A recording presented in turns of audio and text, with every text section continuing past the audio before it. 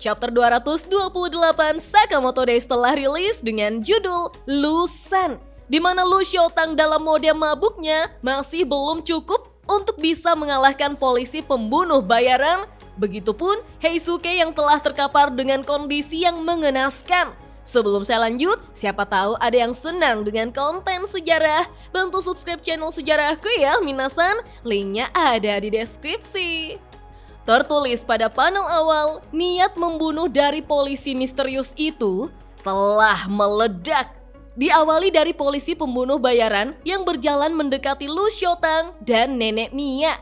Dia memvonis mereka berdua atas hukuman mati. Dengan serius, polisi pembunuh bayaran itu menatap keduanya, sementara Nenek Mia mengkhawatirkan kondisi Lu Xiaotang yang telah muntah pada chapter lalu.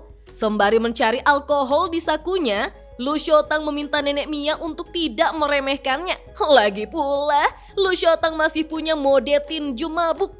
Tapi kemudian Lu Xiaotang tersadar karena dia telah kehabisan alkohol dan dia tidak bisa masuk ke mode tinju mabuk tanpa minum lagi.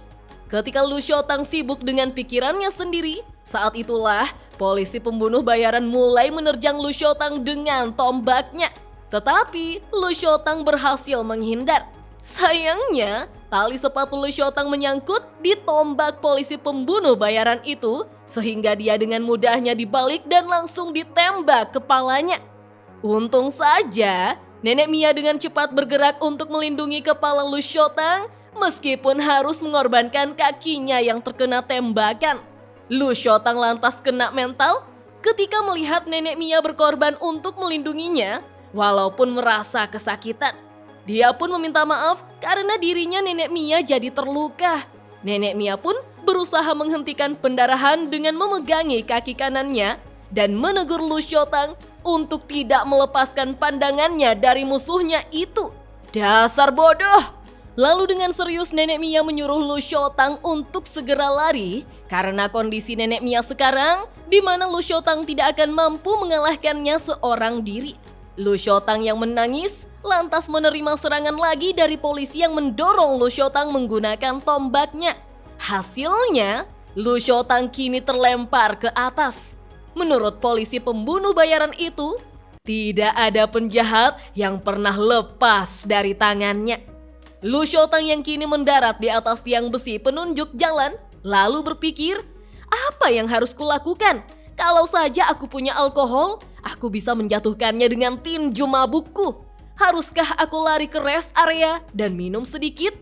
Tidak, itu terlalu jauh. Perhatian Lu Xiaotang pun tertuju pada mobil yang melintas di bawahnya, di mana ada dua orang yang berkendara sedang berbicara tentang teman perempuannya yang minum di siang bolong begini.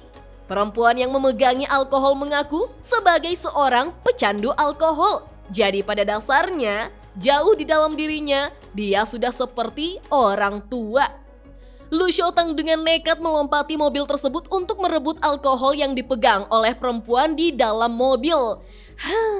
Untung saja cara pegangnya mengarah keluar begitu ya minasan, jadi memang gampang direbutnya. Lu Xiaotang dengan penuh harap berterima kasih kepada perempuan di dalam mobil karena dia telah mengambil sekaleng alkohol miliknya. Namun, betapa terkejutnya Lu Xiaotang karena kandungan alkohol itu hanyalah 3%. Lu Xiaotang sampai berdecak memaki perempuan tadi yang lemah sekali, padahal katanya tadi dia adalah pecandu. Kandungan 3% tidak akan mungkin bisa membuatnya mabuk. Wah, kalau diingat-ingat lagi, pada chapter lalu, Lu Xiaotang bisa meminum 90% tanpa mabuk loh minasan. Mana perutnya kosong lagi. Bahkan, pada episode yang sudah tayang ketika Lu Xiaotang bersama Shin harus bertarung melawan terpidana mati di swalayan, Lu Xiaotang baru mabuk setelah meminum etanol 96% yang merupakan cairan disinfektan. Gokil! Namun siapa sangka, polisi pembunuh bayaran langsung menembak kaleng alkohol yang dipegang oleh Lu Xiaotang, sehingga harapan terakhir Lu Xiaotang sudah pupus. Polisi pembunuh bayaran itu mendekati Lu Xiaotang dengan mengatakan bahwa dia tidak tahu apa yang sedang Lu Xiaotang rencanakan. Tapi dia tidak akan membiarkan Lu Xiaotang meminum itu. Tiba-tiba, Nenek Mia memencet bagian belakang Lu Xiaotang bersamaan pula dengan polisi pembunuh bayaran yang menyerangnya dengan tombak. Hal itu membuat polisi pembunuh bayaran memaki Nenek Mia sebagai nenek tua sialan. Lu Xiaotang lalu bersyukur karena Nenek Mia selamat. Tapi Nenek Mia langsung menyuruh Lu Xiaotang untuk segera meminum sisa alkohol di kaleng itu sekarang juga. Lu Xiaotang pun menangis karena alkoholnya tumpah dan hanya tersisa beberapa tetes saja. Lalu Nenek Mia menjawab, "Tidak masalah, titik tekanan yang Nenek Mia tekan tadi itu membuat tubuh Lu Xiaotang mampu menyerap alkohol jauh lebih cepat."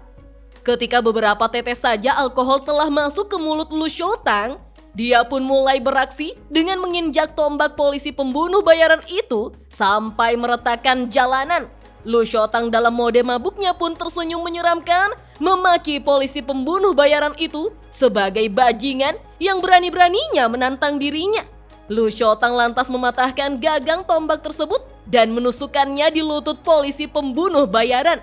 Tidak sampai di situ, Lu Xiaotang juga meninju wajah polisi pembunuh bayaran itu, lalu mendorongnya sampai tertabrak mobil hingga terpelanting. Tentu saja, hal itu membuat polisi pembunuh bayaran terkejut. Apa-apaan ini? Tiba-tiba kekuatan dan kecepatannya benar-benar berbeda dari sebelumnya. Lu Xiaotang pun melompat tinggi untuk menendang leher polisi pembunuh bayaran itu hingga kepalanya terbentur di jalanan. Lu Xiaotang lantas membuka ikatan rambutnya dan mengatakan, "Aku tidak peduli apakah itu Slur atau siapapun. Tapi aku akan membunuh siapa saja yang berani menyentuh keluargaku." Nenek Mia yang menahan rasa sakit memuji kehebatan Lu Xiaotang. Inikah mode tinju mabuk yang sering dibicarakan? Lu Xiaotang kini mengambil pistol milik polisi pembunuh bayaran itu dan menodongkannya tepat di kepala polisi yang berlutut di hadapannya. Lu Xiaotang melanjutkan ucapannya bahwa yang mereka inginkan hanyalah hidup dengan damai. Tapi jika kau menghalangi, kau tidak akan dapat ampun dari kami. Jadi, bersumpahlah untuk mundur dan akan kuampuni hidupmu. Hik! Polisi pembunuh bayaran itu menjawab bahwa dia tidak mengerti mengapa mereka berjuang sekeras ini hanya demi hidup yang damai. Lu Xiaotang dengan kesal menyuruhnya diam dan menegaskan bahwa jawabannya hanya ada ya atau tidak. Jangan ada kata-kata yang lain. Dengan tatapan yang serius, polisi itu melirik ke kaki Lu Xiaotang yang memposisikan bayangan tubuhnya atau posisi matahari saat itu. Polisi itu mengatakan bahwa dalam film dan manga, para penjahat selalu mengejar kehidupan abadi. Tapi dia sama sekali tidak menemukan arti dari itu. Hidup tanpa rasa sakit, tanpa rasa takut akan kematian adalah hidup yang tidak berasa. Polisi itu pun memegangi pin bajunya yang bersinar terang terkena cahaya untuk menyilaukan dan mengganggu penglihatan Lu Xiaotang. Dengan cepat, polisi itu segera merampas kembali pistolnya dan memegangi tangan Lu Xiaotang untuk tidak menghindar saat dia menembak. Namun Lu Xiaotang tetap berusaha menghindari tembakan itu dengan cara memutar kepalanya. Kemudian, polisi itu kembali bergerak lincah dengan memborgol tangan Lu Xiaotang yang terhubung pada tangannya sendiri. Polisi itu pun tersenyum sambil menodongkan pistol di kepala Lu Xiaotang, lalu mengatakan, "Dan sekarang, dalam sekejap, keadaan telah berbalik. Ya Tuhan, sensasi ini tidak ada yang bisa menandinginya." Dalam kondisi itu, Lu Xiaotang hanya bisa memakinya, "Sialan." Sementara itu, di lokasi yang berbeda, Kumanomi kini tersenyum jahat dengan mengatakan, "Akhirnya, kau mati juga bocah sialan." Kita pun diperlihatkan bagaimana kondisi Heisuke yang tergeletak bersimbah darah dan tidak bergerak sama sekali. Heisuke tampaknya sudah tidak sadarkan diri ya minasan. Namun, kita tidak melihat keberadaan Kito dan Pisuke di sini. Tertulis pada panel akhir, dengan tekad mengorbankan nyawanya, dia terus bertarung, tetapi pada akhirnya tubuhnya tidak lagi mampu bergerak. Takdir macam apakah yang menanti dalam pertarungan mematikan ini?